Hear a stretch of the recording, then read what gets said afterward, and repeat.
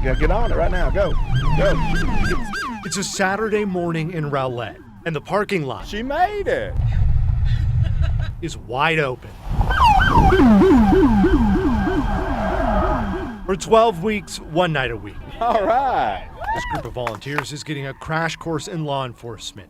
It's got to be among the most dangerous things you guys do. High-speed driving, lights and sirens. Yeah. Today, that means a chance to drive the squad car. By afternoon, we're inside the police practice range. There you go, good. Rowlett holds this civilian police academy twice a year. It's done it for 15 years. When there's active shooter situations that come out, their goal is body count.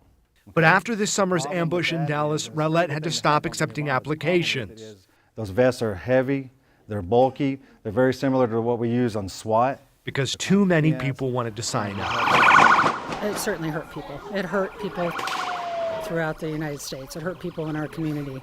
And I think people wanted to come out and show their support to the police force, and they did it in volumes. Because that night is still fresh in the memories of the people It shook me to my core.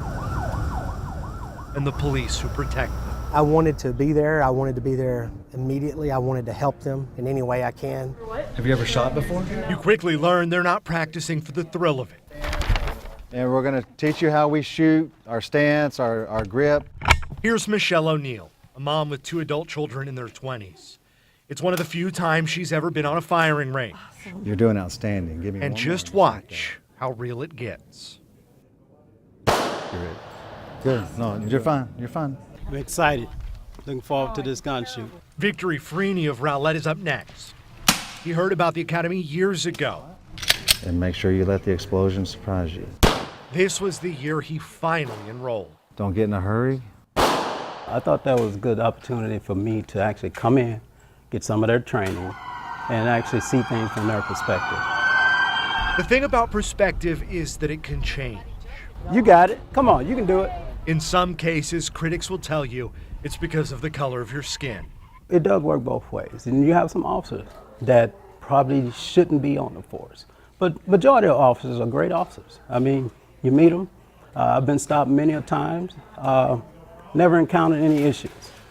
The Navy vet gets reacquainted with his weapon very quickly. Click, there's going to be an explosion, okay? His takeaway from the course: comply with officers' instructions. Something he's had to do himself during traffic stops. Because as he learned, the officer's adrenaline is pumping too. Man, this is liberating. I mean, to be honest with you, it gives you that perspective on what they face. Freeney will likely never become a police officer. It was wonderful. Yeah. Yes, it was wonderful. And neither will O'Neill. But that's not what this class is about. This class is a chance for the Rowlett Police Department to pull back the curtain. You're in control. Why are you scared? To let citizens take one small step across that thin blue line. When they do, chances are they'll come back with a new perspective on what it means to carry a badge and a gun. In Rowlett, Sebastian Robertson, Channel 8 News.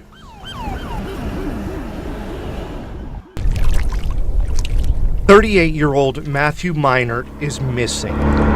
We have gridded all of that with thermal. Today is day 5 and search crews need a miracle. A second miracle. No one expected to find a 2-year-old this morning, so we're going to continue this as a search and rescue until, something else happens. After a night alone in the woods, Minert's son, Oliver, is found alive wearing only a t-shirt and shorts. We were just in awe and thanking the blessings that we were able to locate him. Emergency responders don't wait for miracles. They can't. Here's the reality. Air support, a view from a helicopter, can make all the difference in search and rescue. Being in a rural jurisdiction like us, it takes over 1 hour for a helicopter to arrive. And what can happen in that 1 hour? Jamie Moore, Northwest Traffic, Johnson County Emergency Management. He's behind the newly formed North Texas UAS Response Team. That stands for Unmanned Aerial Systems. Drones. They're a specialized unit that works alongside police and fire.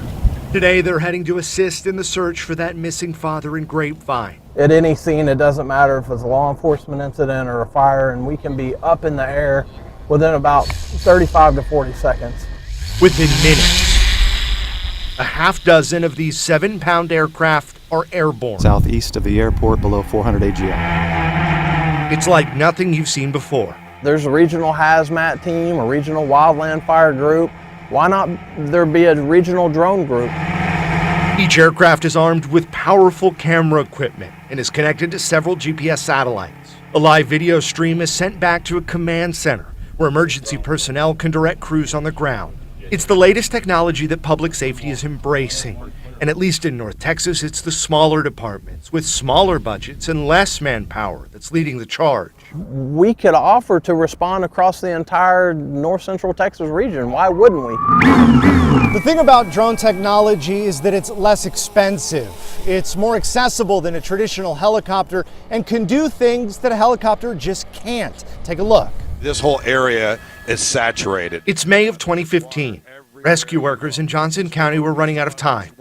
Floodwaters were quickly rising, trapping Tracy and Bill Katzel inside their home. Oh my God, the water's under the house. The technology was new and untested, but the opportunity was there. Completely different sound. Garrett Bryle, a volunteer, was behind the controls of the Joshua Fire Department's first drone. Oh, we've seen a brilliant use of a drone here. Watch him safely take a rescue line across floodwater. I was just 1,000,000% focused. You know, when it was done, it was magnificent because they'll tell you that it was their first sense of security of being rescued. From that point on, the use of the technology has truly taken off. That was the moment when we realized, wow, we're probably a little further ahead than anybody else in the United States. Since then, they've gotten better.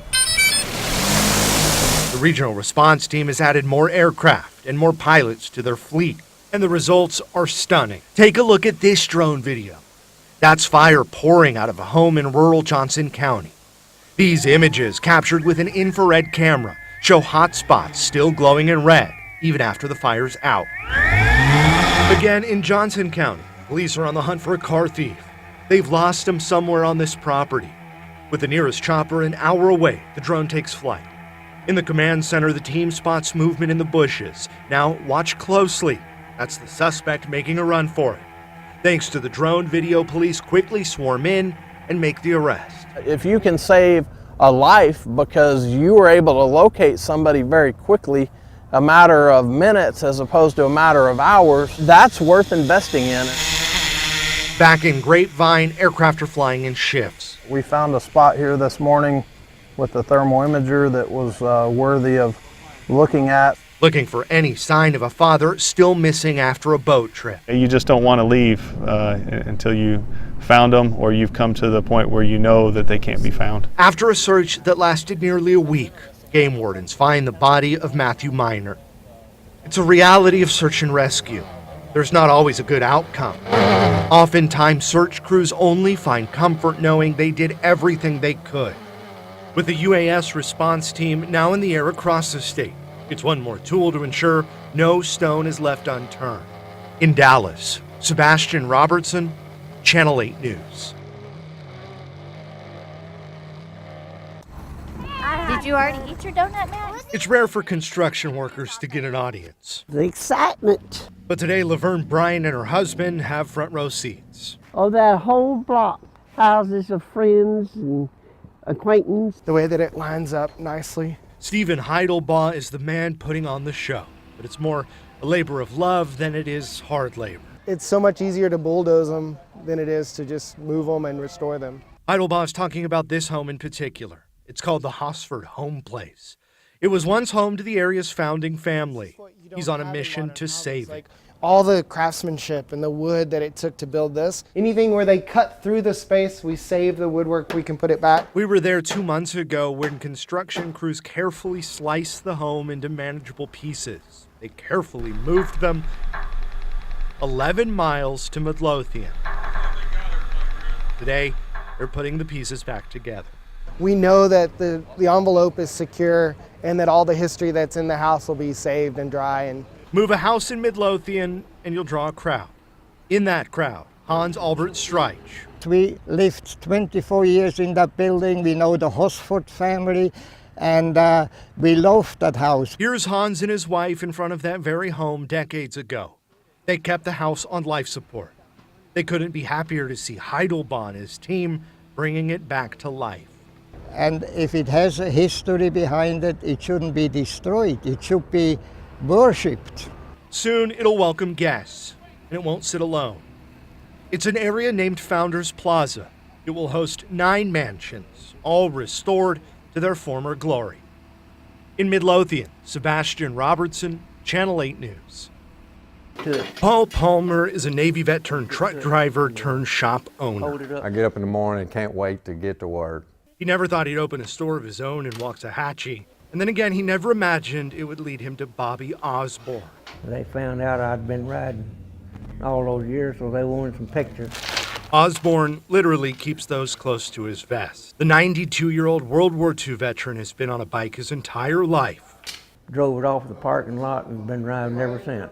He paid $200 for that 1940 Harley Davidson, by the way, and no, he doesn't have it anymore. There have been many motorcycles over the last 70 years, but only one woman, Ida Ludell. Oh yeah, she loved to ride on bikes.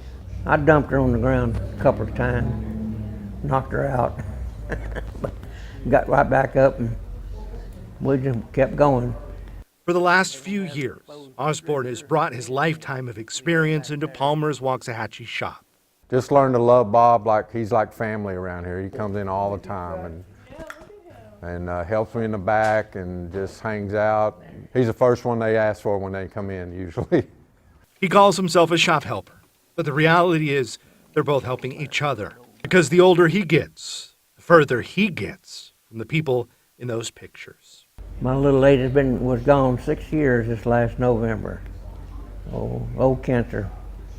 But I had kept her for 62 years. One person in particular. That is what keeps us going right here. That's both of our wedding rings. I wear them all the time. Sebastian Robertson, Channel 8 News. I'm never without her.